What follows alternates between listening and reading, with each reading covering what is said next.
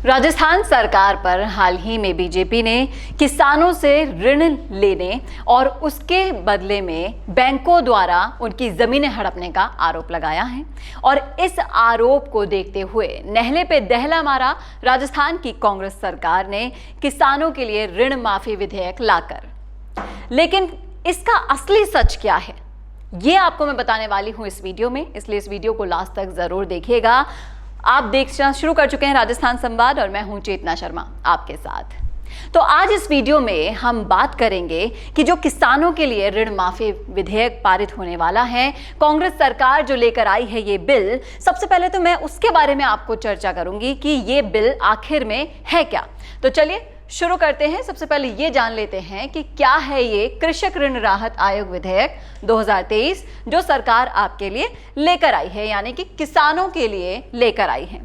तो इसमें आयोग बनने के बाद बैंक और कोई भी वित्तीय संस्था किसी भी कारण से अगर फसल खराब हो जाती है तो कर्ज वसूली का दबाव किसान पर नहीं बना सकती, क्योंकि आए दिन आप खबरों में सुनते रहते हैं कि किसानों ने कर्ज के दबाव में आकर आत्महत्या कर ली है। और इसका जिम्मेदार सीधे सीधे तौर पर सिर्फ और सिर्फ सरकार होती है, क्योंकि उनके ऊपर जब कर्ज लेने का दबाव बनाया जाता है और किसान की अगर फसल खराब हो जाती है तो वो उसे नहीं चुका पाते हैं, इस कारण उनके पास आखिरी ऑप्शन बचता है आत्महत्या का। और ऐसे अनेकों केसेस आपको आए दिन सुनाई देते हैं।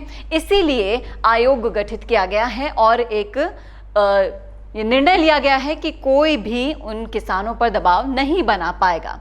इसके अलावा किसान फसल खराबे होने पर कर्ज माफी के लिए आयोग में आवेदन करेंगे और इसके बाद ये प्रक्रिया शुरू होगी। तो इसलिए सभी किसानों को इसमें आवेदन करना होगा और यही आयोग, यानी कि ये जो आयोग गठित किया जाएगा, सरकार को कर्ज माफी या सहायता के लिए सुझाव देगा। इसके बाद किसान किसी भी सूरत में कर्ज चुकाने की स्थिति में अगर नहीं पाया गया, मान लीजिए कि उसकी फसल बिल्कुल खराब हो गई है, उसके पास कोई भी साधन नहीं है जिससे वो कर्ज चुका पाए, तो उसे ये आयोग संकटग्रस्त किसान घोषित कर देगा। जी हाँ, ये आयोग में इसमें निर्णय लिया गया है कि अगर किसान किसी भी सूरत में कर्ज नहीं चुका पाएगा तो उसे संकटग्रस्त किसान घोषित किया जाएगा। और इसके अलावा इस आयोग यानी कि कोर्ट जैसे इस आयोग को पावर दिए जाएंगे कि ये फैसला ले सके इनके लिए। और संकटग्रस्त घोषित जो किसान होगा उसके लिए आयोग बैंकों से जो कर्ज सेटलमेंट के आधार पर चुकाने की प्रक्रिया भी तय कर सकेगा। तो यानी कि इस आयोग के पास वो सारी की सारी पावर होंगी कि वो किसान के लिए सारे फैसले ले सके। और इससे एक प्लस पॉइंट ये होगा कि किसानों के लिए जो भी निर्णय लिए जाएंगे वो तुरंत लिए जाएंगे इस आयोग के गठित होने के बाद। इसके बाद आयोग बैंक को भी सुनवाई के लिए बुलाएगा और लोन की किश्तों को आगे बढ़ाने या ब्याज कम करने जैसे फैसलों पर बात कर सकेगा। ये सारे नियम उसके अंदर ऐड किए गए हैं। इसके अलावा किसान कर्ज राहत आयोग का कार्यकाल 3 साल का होगा। आयोग के अध्यक्ष और सदस्य का कार्यकाल भी 3 साल का होगा। इसके अलावा सरकार अपने स्तर पर आयोग की अवधि को बढ़ा भी सकेगी। यहाँ ये गौर करने वाली बात है कि सरकार के पास ये अधिकार होगा कि वो इस आयोग की अवधि को बढ़ा सके और किसी भी सदस्य को हटा भी सके। इसके अलावा अगर हम बात करें इस बिल की, तो अध्यक्ष हाईकोर्ट के जज होंगे और इनके अलावा 5 अन्य सदस्य भी होंगे। तो ये है वो पूरा विधेयक जो पारित किया गया।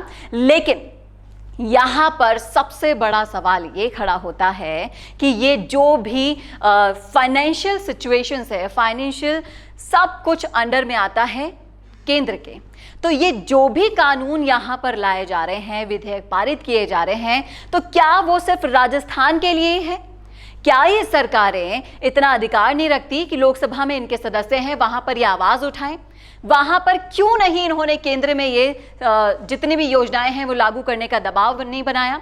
क्या सिर्फ ये राजस्थान के लिए एक लॉलीपॉप है या फिर किसानों के लिए उनसे सिर्फ वोट मांगने का एक जरिया है? यहाँ पर इस बात पर गौर करने की बहुत ज़रूरत है।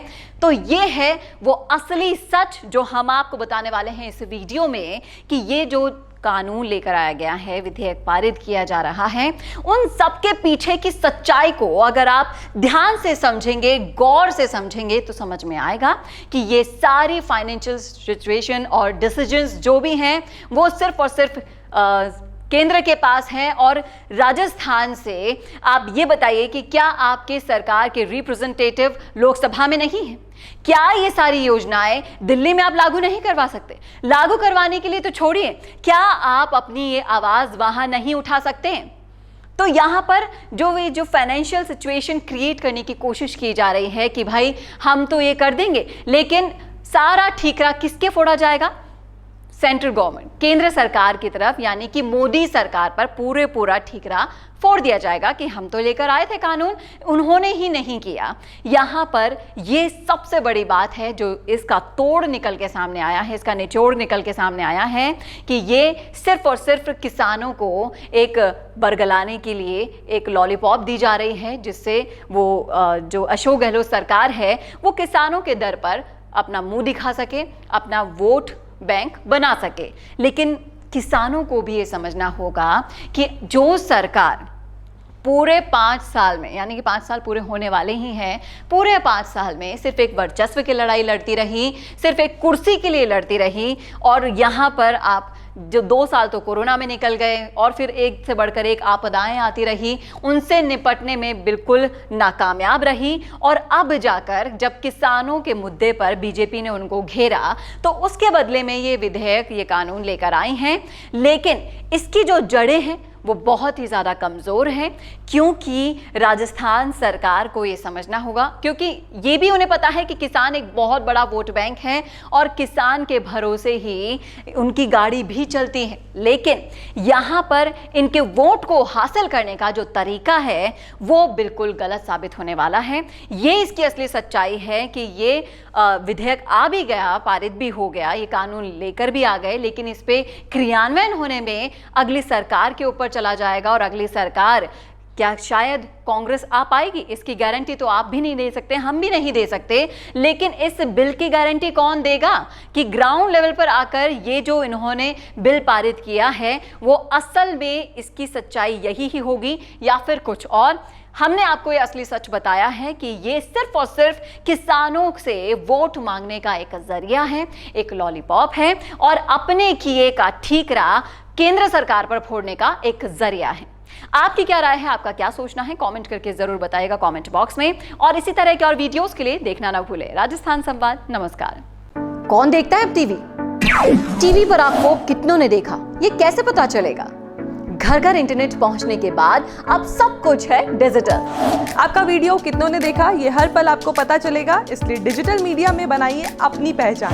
4.5 करोड़ से ज्यादा व्यूज और 3,27,000 से ज्यादा सब्सक्राइबर वाले राजस्थान के चैनल राजस्थान संवाद पर करवाइए कवरेज। ज्यादा जानकारी के लिए व्हाट्सएप करें 7339900549 पर।